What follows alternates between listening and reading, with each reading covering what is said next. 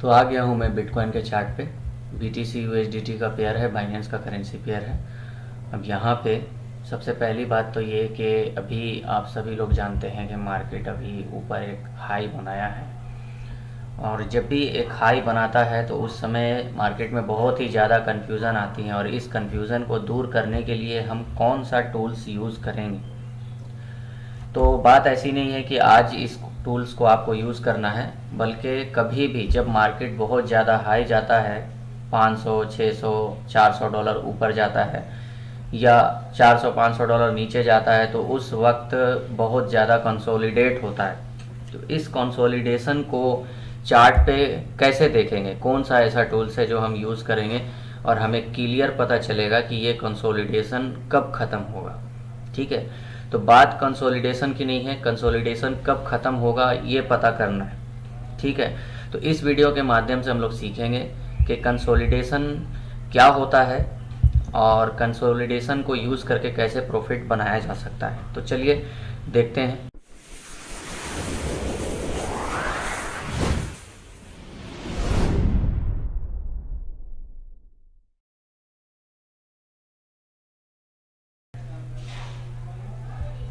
Time frame मैंने लिया है यहाँ पे 1 आवर का, और आप देख सकते हैं मार्केट ने जो लास्ट टाइम हाई बनाया था 7733 का, मतलब कि 7733। ठीक है, अब यहाँ से अभी मार्केट इसी लेवल पे रुका हुआ है, मतलब ये कहो कि लॉकडाउन में फंसा हुआ है। तो कहने का मतलब है कि अभी यहाँ पे क्या डिसीजन लेना चाहिए। तो सबसे पहली बात तो यहाँ पे अभी आप कोई भी डिसीजन नहीं ले सकते हैं, क्योंकि जब तक कोई हाई बनाने के बाद मार्केट कंसोलिडेट नहीं हो जाता है पूरी तरह से, अभी ये कंसोलिडेशन चल रहा है, अभी कंप्लीट नहीं हुआ है। तो कंसोलिडेशन को हम लोग चार्ट पे कैसे देखेंगे। कंसोलिडेशन देखने का सबसे आसान तरीका है कि मैं बोलता हूँ हमेशा कि 50, 100, 100 और 200, मतलब कि 1500 एंड 200 का जो EMA है, इसको आप चार्ट पे लगा के रखिए। भले ही आप उसको यूज़ कीजिए मत कीजिए, 50 को ज़्यादा यूज़ करते हैं लोग, लेकिन 100 एंड 200 को भी आपको चार्ट पे लगा के रखना है। बस फ़र्क ये है कि जब आपको कंसोलिडेशन चेक करना है तो फिर इस मूविंग एवरेज को उस समय शो कर लेना है। तो मैंने यहाँ से शो कर लिया है, ऑलरेडी लगा के रखा हुआ था। अब यहाँ देखिए कि तीनों मूविंग एवरेज बहुत ही ज़्यादा गैप में है। तो जब ये तीनों मूविंग एवरेज बिल्कुल आपस में मिल जाएंगे, एकदम इक्वल हो जाएंगे, मतलब कि आप यहाँ पे देखिए कि ये जो पिंक वाली लाइन की वैल्यू है 7251 बता रहा है। ठीक है, उसी तरह से सॉरी, ये जो पर्पल कलर की लाइन है इसका जो वैल्यू है 7499 बता रहा है, और येलो वाली जो मूविंग एवरेज है, मतलब कि 100 की मूविंग एवरेज है, इसका जो वैल्यू है 7389 बता रहा है। मतलब कि दोनों में करीब करीब $110 का डिफरेंट है। ठीक इसी तरह से ये जो लाइन है हल्की वाइट कलर की है, तो इसको आप देखिए कि 7251 का वैल्यू बता रहा है, मतलब कि ये जो है करीब करीब येलो वाली लाइन से 150 मूविंग एवरेज का जो वैल्यू है 150 कम है। तो इन तीनों के बीच में काफ़ी गैप है। अब ये गैप होने के बाद, अब ये गैप जो है इसको जब तक ये फिल नहीं कर लेता है, मतलब कि एकदम इक्वल नहीं करता है, तो होगा क्या कि ये जो तीनों मूविंग एवरेज हैं, इन तीनों का एवरेज प्राइस जो है, मतलब मार्केट ये कहता है कि 200 कैंडल का जो एवरेज प्राइस है वो 7251 है। इसके बाद 100 कैंडल का, आप कैंडल का टाइमिंग कुछ भी लीजिए, ठीक है, 100 कैंडल मतलब कि 100 घंटे का, क्योंकि यहाँ पे 1 आवर का कैंडल मैंने लिया है। तो 7390 और 7250 दोनों के बीच में बहुत गैप है। तो अगर ये एवरेज प्राइस जो 50 का एवरेज प्राइस है और 100 का एवरेज प्राइस है और 200 का एवरेज प्राइस है, ये तीनों का जो एवरेज प्राइस है सेम होना चाहिए। जब तक ये तीनों का एवरेज प्राइस सेम नहीं हो जाता है तब तक मार्केट कंसोलिडेट कंप्लीट नहीं करेगी।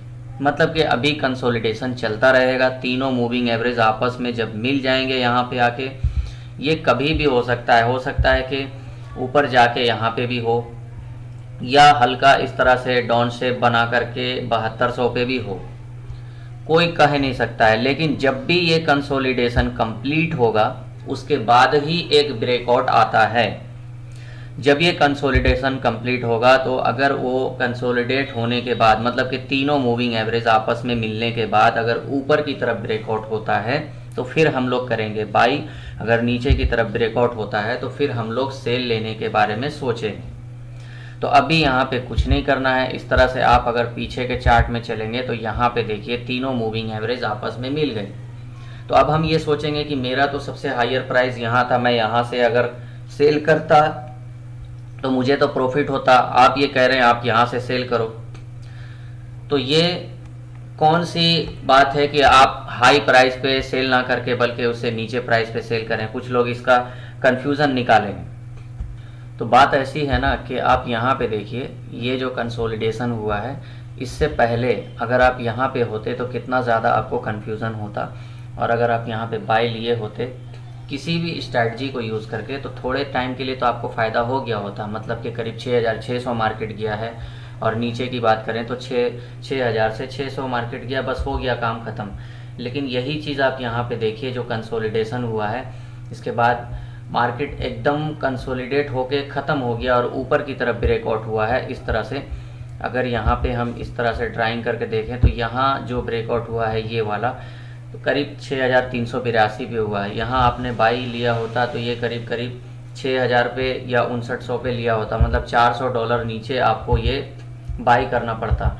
लेकिन जब आप यहाँ पे बाई करेंगे कंसोलिडेट होने के बाद जो ब्रेकआउट आ रहा है इस पे आप बाई ले रहे हैं, तो 6380 के बाद आपको सीधा सीधा 7400, मतलब के करीब $1000 का गैपिंग मिल रहा है।